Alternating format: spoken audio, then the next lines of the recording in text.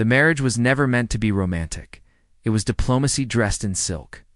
When Princess Aelyra, of the Valari Dominion, stood beneath the crystal arches of the Hall of Accord, every eye in the galaxy watched. Her people were ancient, elegant, and gifted with minds that could calculate war before the first shot was fired.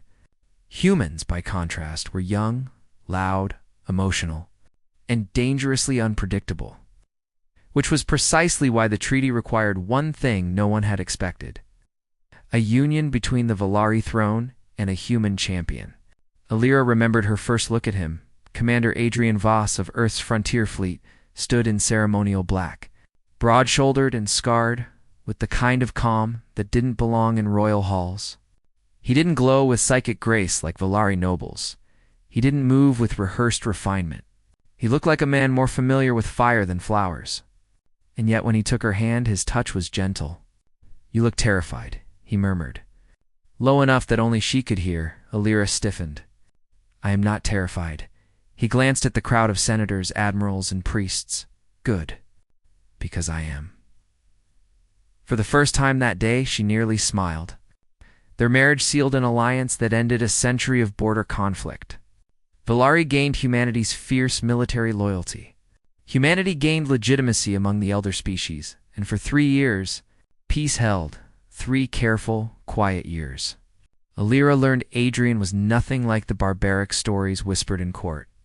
He rose early, drank bitter coffee that smelled like burned soil, read ancient human poetry before bed. He laughed rarely, but when he did, it came from deep in his chest and made even the servants grin. He never asked for affection, never demanded her trust. He simply earned it piece by piece. Then came the attack. It began during the Festival of First Moons. When the palace lights were dimmed and the skies above Valeris Prime burned silver blue, Aelyra was halfway through the ceremonial address when the first explosion shook the western spire. Then another and another. The music died. Screams rose. Emergency shields flared too late. The Karzai, one of the guards, shouted, horror in his voice. They breached orbit. The Karzai were not raiders. They were annihilators, an empire of brutal conquerors who believed peace was weakness and beauty was something to burn. They had waited until the alliance relaxed, until ceremony replaced vigilance. Then they struck at the heart. The royal guard rushed Aelyra from the balcony, but plasma fire tore through the corridor ahead. Valari soldiers fell in flashing blue blood. The palace shook around them. Smoke filled the air, and then Adrian appeared.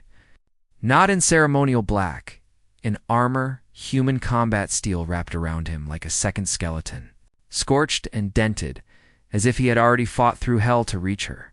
In one hand he carried a magnetically sealed rifle, in the other, a human blade so primitive by galactic standards it was almost laughable.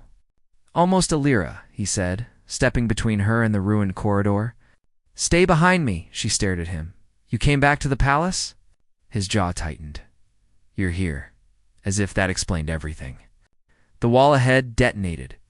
Karzai shock troops poured through the breach, towering in black bone plate, their eyes glowing red through the smoke. They were monsters of gene-forged muscle and iron discipline. Even Valari war forms struggled against them. Adrian did not hesitate. He moved. Aelyra had seen warriors before. She had watched simulations, fleet battles, formal duels. What Adrian did was something else entirely. He became momentum. The rifle thundered in tight, brutal bursts. Each shot placed with impossible precision. A Karzai fell, then another. When the third closed the distance, Adrian dropped the rifle, caught the alien's descending axe on his forearm shield, and drove the blade up beneath its jaw. He did not fight elegantly. He fought like a force of nature, forced into human skin. A fourth enemy lunged. Adrian turned, grabbed the creature by the neck harness, and slammed it hard enough into the marble pillar that both cracked. He ripped the plasma cannon from its grip and fired point-blank into the breach.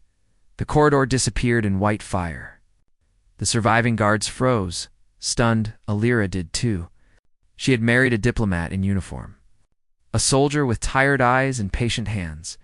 But here, in burning light and blood and shattered stone, She saw what humanity had hidden beneath treaties and smiles.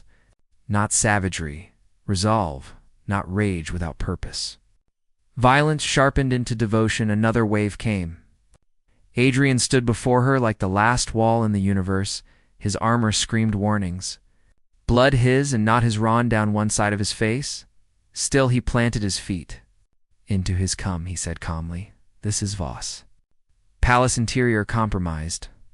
Mark my signal for close support drop. Aelyra's eyes widened. Close support. Inside the palace?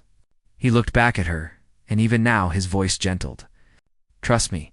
Then he triggered the beacon.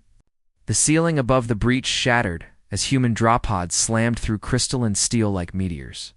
5 impact craters, 5 armored marines rising from steam and debris. Their weapons already firing. The humans hit the ground roaring, not in fear, in fury. The counterattack was instant and merciless. Karzai soldiers who had broken elite Valari lines were driven back, step by step, by these absurd, fearless creatures from a young world everyone had underestimated. Aelyra watched Adrian charge with them. He should have been dead already. No Valari strategist would have called such aggression efficient. No court general would have approved of it. But Adrian was not trying to win efficiently. He was trying to make sure she lived minutes later. The palace was secure. Hours later, the Karzai fleet was in retreat. Harried into open space by the arriving human armada, by dawn, the invasion had failed. The galaxy called it the Battle of Valaris Prime. The moment the alliance proved itself in blood, later, in the quiet of the medical chamber, Aelyra sat beside Adrian as machine stitched his wounds. He looked exhausted, pale, and deeply annoyed by the attention. She touched his hand. You fought like a god of war, she whispered. Adrian gave a weak smile. No, just a husband. She stared at him for a long moment, then laughed softly through tears she hadn't realized were falling. All those years, the elder races had feared humanity for the wrong reason. Humans were not terrifying because they loved war. They were terrifying because, once they loved something, they would walk through war itself to protect it. And Aelyra, princess of the oldest stars, finally understood why peace with humanity had never truly depended on treaties. It depended on the terrible, beautiful truth at the heart of their kind. A human would endure anything. A human would defy anything. And if you gave a human someone to love, the galaxy itself had better think twice before taking them away.